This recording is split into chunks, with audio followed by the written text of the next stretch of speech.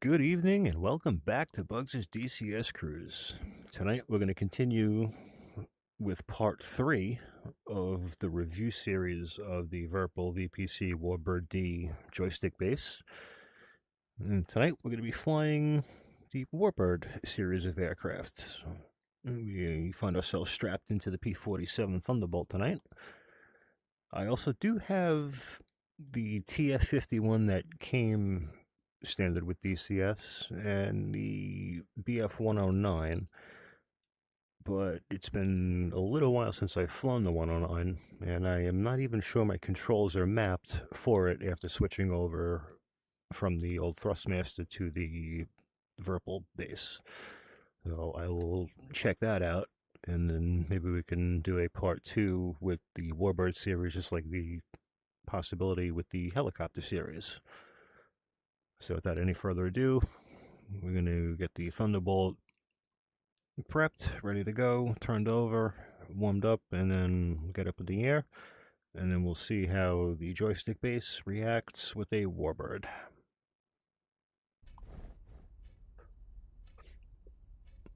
Okay, we found ourselves in a cold and dark P-47. So let's kind of walk through the startup procedure. We're not going to go step by step by the book for this one. It's not a startup tutorial or a flight tutorial, so we'll save that one for another video. Just make sure all our controls are working the right way. We got our RPM, our mixture, that's set with a Logitech ProFlight throttle quadrant. Off to my left side, this one's set normally. It's also the same quadrant I use for the emergency wing sweep on the Tomcat, set as an axis. We got our rudders are free, our stick is free, our throttle is free. The only thing that's a little tricky when I have my throttle set up, which is the Thrustmaster A10 Warthog throttle, is I actually have the detent enabled for the afterburn. So I have to use the finger lifts to pull past the detent and go into full throttle. But it's no big deal once you get used to it. We'll check our flap lever. Okay, we'll keep them. We'll have them come up when the engine starts. The trim levers will work.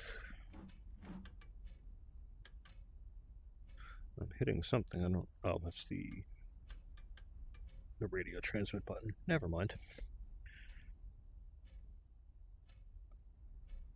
Our tail wheel lock is not functioning. Let's just check that out really quick. Just bear with me for 1 second. Let's go into our controls. Yep, it's not set for some reason. That's okay. Tail wheel.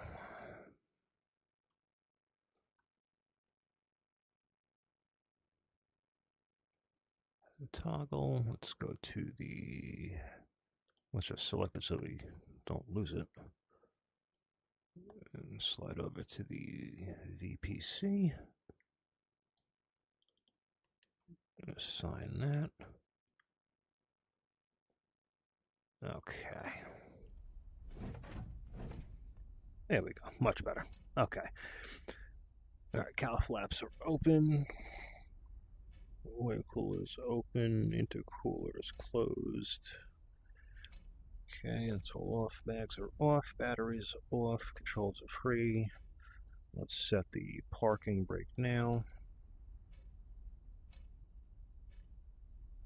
I don't remember how to do this. Oh, that's right. That. There we go. Okay. Parking brakes are set. The starter is neutral. O2 is off. Radio is off. Tail wheel. Let's lock it now. We'll lock it after the engine starts. Okay. Primer is locked. And then all our switches are off. Fuel's off. Okay.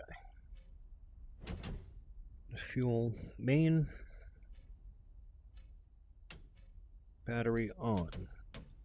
Mags both. Primer 1, 2, 3, 4, 5, 6. We'll keep her unlocked in case we need it. Right.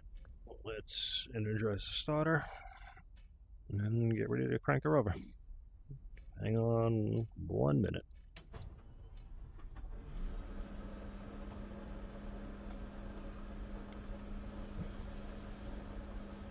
Clear.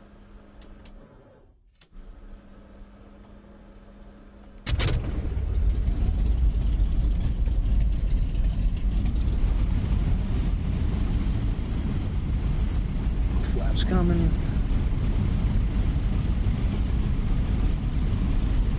Everything's stable up. Looks good, looks good, looks good. Just want to cage that before we forget like we usually do.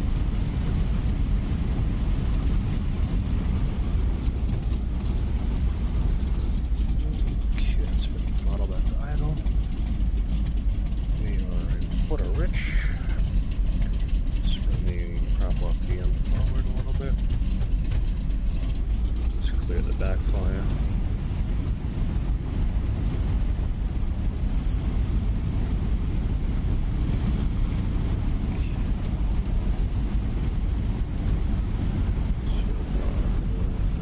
Intercooler flaps all around the ground. Cowl flaps are open. Get rid of the SRS screen for you guys. There we go. Okay, looks good.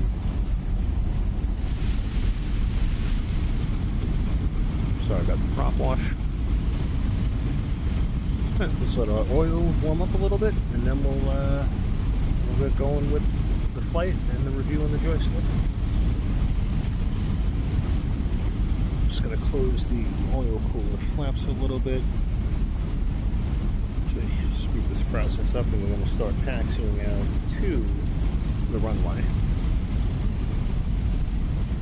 And hopefully we'll speed this warm-up process up a little bit. We're going to go gentle with her so we don't blow anything up on accident. We don't want to do that. Just going to bring the prop RPM back, unlock the tail wheel. Brakes off. Here we go.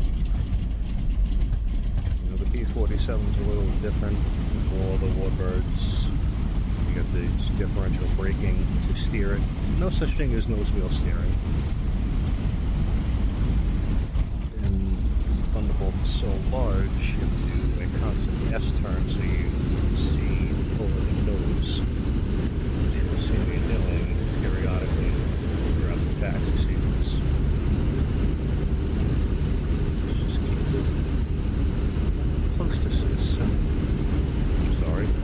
Let's keep it as close to center line as we possibly can so we don't hit anything.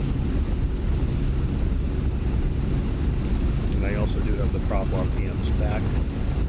It's a little bit easier to control on the ground.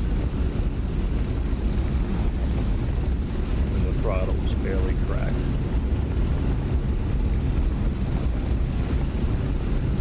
Comes that S-turn. See why you can't see over the nose of the aircraft. Back on our front's a little bit. Easy bugs, easy bugs, easy bugs. There you go. It's not too grounded.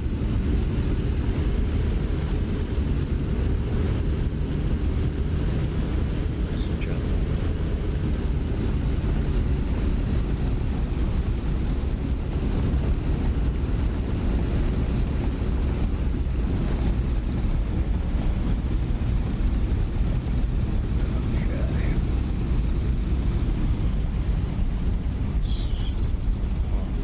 Second, and we'll do our run up, our checks, make sure we're working the right way.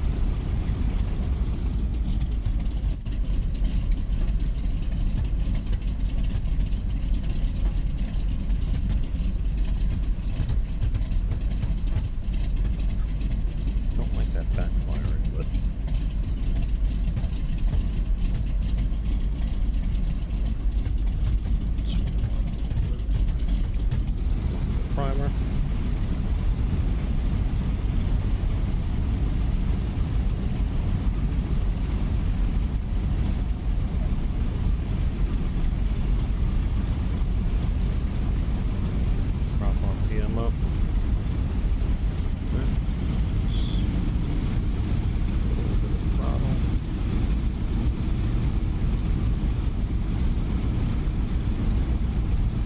a lot of stuff here, but like I said, we're not doing a proper how to fly the P-47. I just want to get it up in the air for you guys.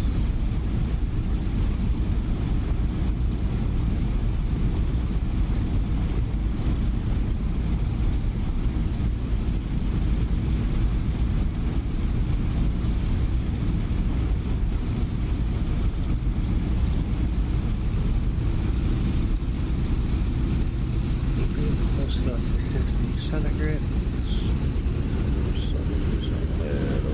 Throttle. Just sweeten this up a little bit. I have the oil dilution switch on. Just pouring the raw fuel into the oil, get it diluted, thin it out, and I'll have it warm up quicker. That's normally done on cold weather scenarios. From what I remember reading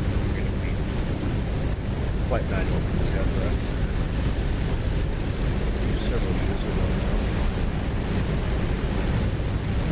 Set a launch where full prop up and then one that goes over.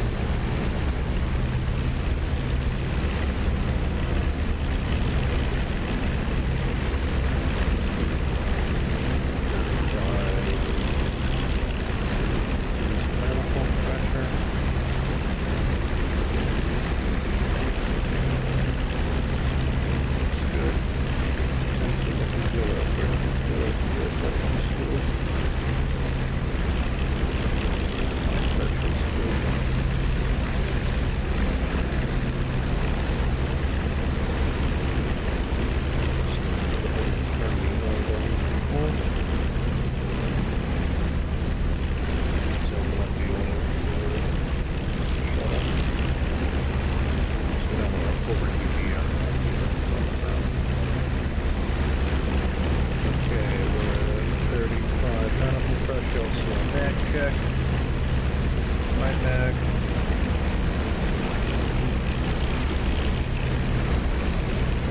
Left back. Back to the excellent. On the power.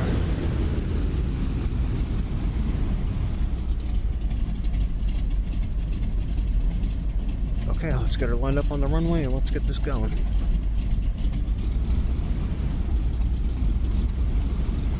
Up in the prop full forward. It's rough and we're rolling. Now we just gotta be a little more gentle on the throttle. It's just a little bit more responsive. As the propeller blades are pitched a lot more to chop more air. Help produce lift, thrust, whatever else have you. This airplane does have a 13-foot diameter Hamilton standard propeller on it, which is huge. But that's what gives her as much thrust and power that she has. Alright, things seem pretty well lined up. I guess we'll find out in a minute or two when we take off. Close the canopy.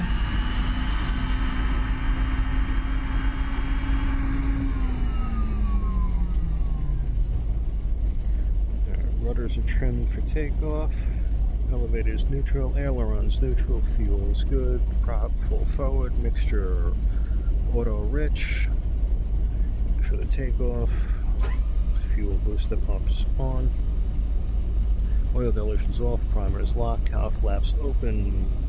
Oil cooler open, intercooler open, radio's on, we're all set, tail wheels locked, controls are free and clear. Okay, what we're going to look for on this takeoff is minimal joystick input unless needed. So we're going to trim it a few degrees nose up. We'll see how smooth the joystick handles on the rotation, and then we'll take it up, get leveled out, we'll trim the aircraft out, we'll see how it flies, just like last night, as well as the helicopter. with it trimmed perfectly and hands off the stick.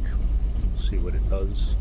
And like I said in the previous video, this is the same cam and spring setup that I used throughout the series. So without any further ado, let's get the old Thunderbolt in the air. Brakes are off. Power's coming on. We're going to give it a little bit of rudder to compensate for the P factor, where the propeller is pulling us, and we'll get her up in the air. I'm going to give her a few degrees of flaps.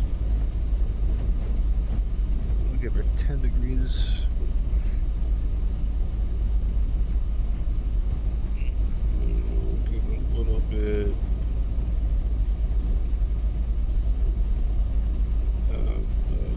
High. Trim on the elevation. Okay, here we go. Power's coming on.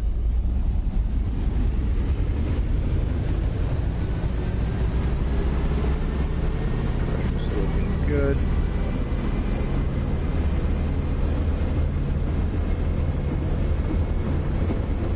Inches ahead. RPM 30. Tracking nice and straight. My hand is off the joystick right now, mind you. Back on, and we're going to rotate.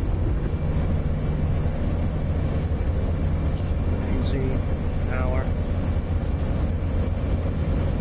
Off the rudder. Gear's coming, flaps up. Let's get these situated. Cowl flaps closed. Let's watch our pressures. Just gas the runway. Back. Let's bring it back to green.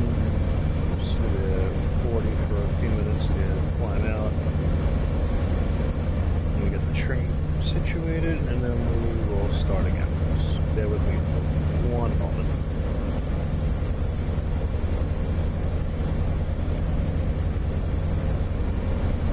Uh-oh. Oh boy, that wasn't good, Bugs. Pay attention a little bit more next time. Good recovery, Doc. Let's not do that again. Let's get away from the ground, shall we? And not cut this review short.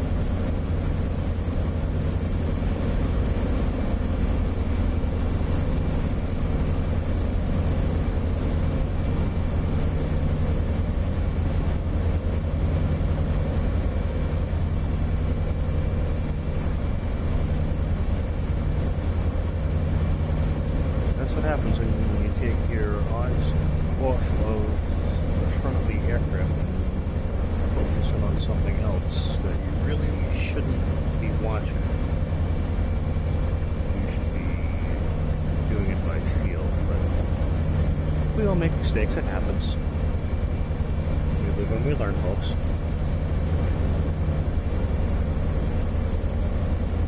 And I do know better.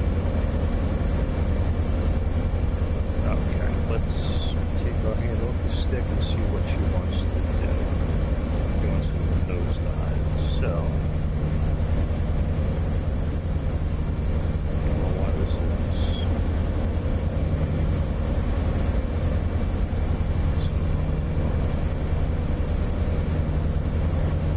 There we go. Okay. It helps if you hit the buttons the right way.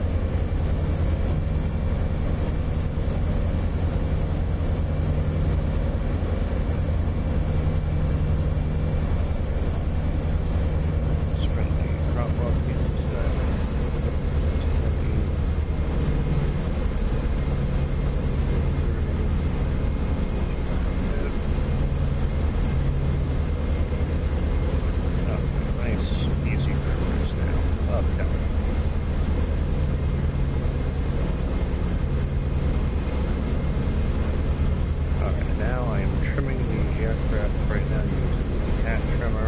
I'm still using the Virpil VFX script for this. as well. And my hand is now completely off the joystick. A little bit of climb, let's trim those down a little bit.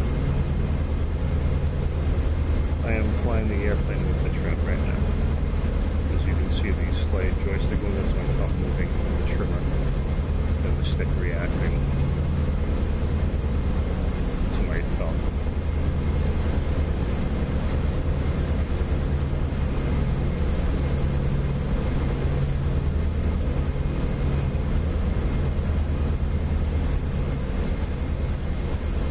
Very solid, very predictable. The Warbirds are very difficult because they are more hands-on than a more modern jet, especially like an F-16 or an F-18 with fly-by-wire controls. This, you kind of have to keep your hands on a little bit more. You kind of get it set where you want her. She will stay there.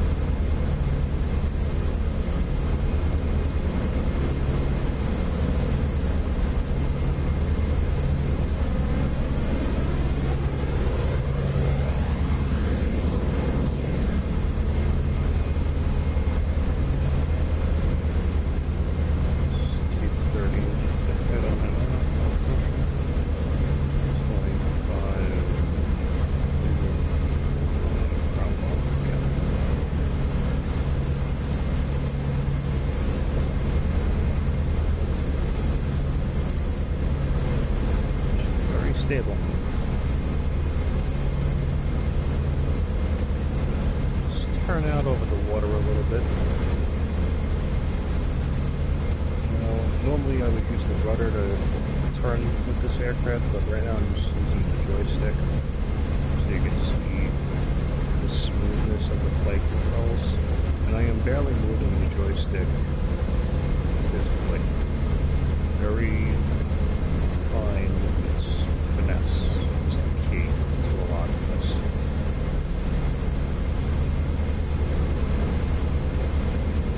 I learned that in my fire department days operating the tower ladder.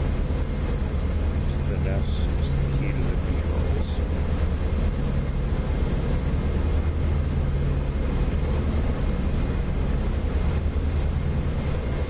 Mind you, this is low joystick. I am not using the rudders at all.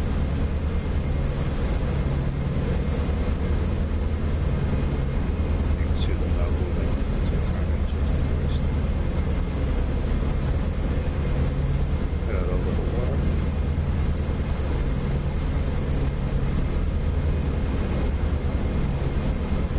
Try and invert it.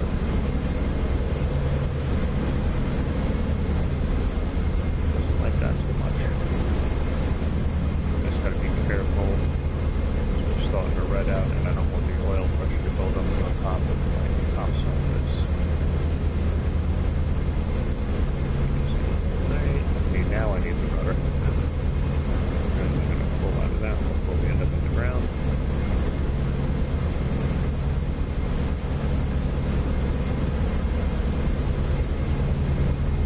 Very responsive, very smooth. There are no noticeable bumps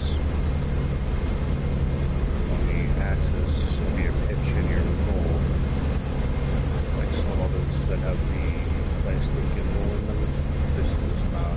The magnes, the electronic sensors, is much smoother and, honestly, in my opinion, much more accurate. And I did own the Thrustmaster Ava for 2 days before I ordered the Virpil WarBRD.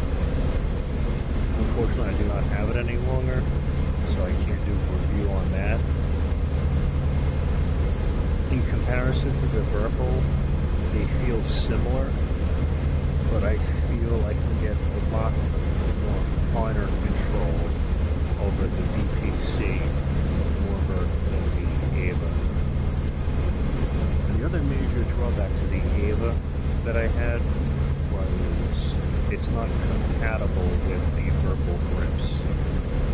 so I was not able to use the FX grip with the A button. It worked for the axis, but none of the buttons functioned at all. It had a very interesting quirk to it that if you hit one of the buttons, say the nose wheel steering button or the paddle switch on the front of it, it would activate 3 or 4 other buttons at the same time. So it was kind of useless to fly with that way. But I did give it its fair shot. I did fly the Viper with it, I flew the F-18 with it, and the HH-60 with it. It responded beautifully, it handled beautifully, it felt awesome. The only issue was the compatibility. I'm coming from the old Thrustmaster Warthog stick, which is compatible with the Virpil grips. But I'm much happier with the feel of the Virpil base over the Thrustmaster for this one. It's purely personal preference.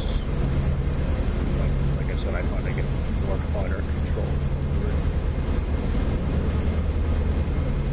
Okay, now that we're over the water, we had that little conversation. Let's have a little bit more fun with it and see what she can do. Let's take her up a little bit, give it some gas, prop full forward.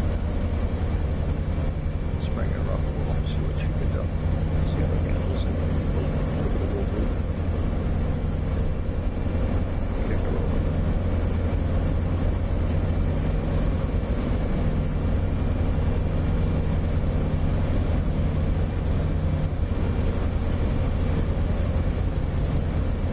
This is not going good at all. This is not going good at all. Nope. Okay. Awesome.